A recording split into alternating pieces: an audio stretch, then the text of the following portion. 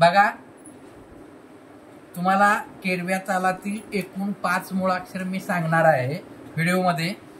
बघा कोणकोणती मुळाक्षर आहेत ते: धा, गे, न, धी आणि क.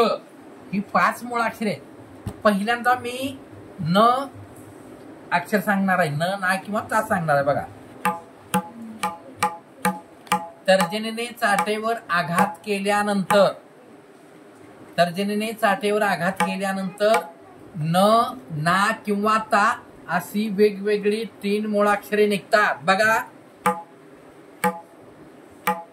तर्जनीने चाटेवर आघात केल्यानंतर न, ना किंवा ता. तालामध्ये न आलं तरी असाच आघात करणे, ना आलं तरी असाच आघात करणे आणि ता आलं तरी असाच आघात करणे. बघा, न, ना किंवा ता. आता आपणाला पहिलं मुळाक्षर काढायचं आहे धा.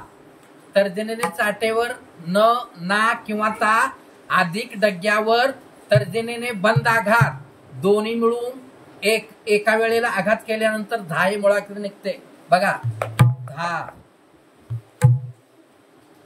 तर्जनीने तबल्यावर न, ना किंवा ता आधी डग्यावर तर्जनीने बंद आघात दोन्ही मिळून एकदम एकाच वेळेला आघात केल्यानंतर धा हे मुळाक्षर निघते. बघा, धा.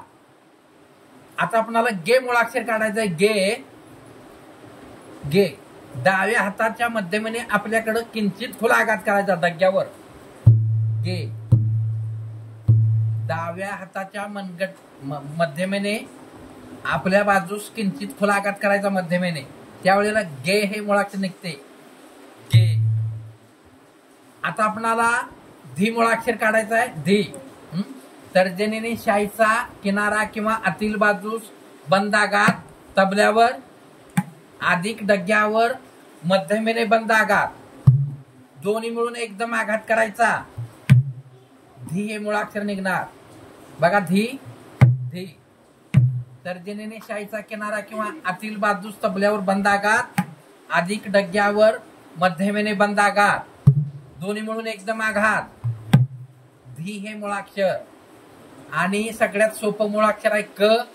डाव्या हाताची सगळी बोट एकत्र करायचा, हाताचा पंजा तयार होतो आणि डग्यावर बंद आघात करायचं, म्हणजे ते सांगितलेलं पहिलं पोझिशन.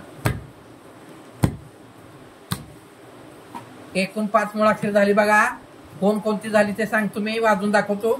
धा, गे, न, धी आणि क. पुन्हा एकदा बघा, धा, गे, न, धी आणि क.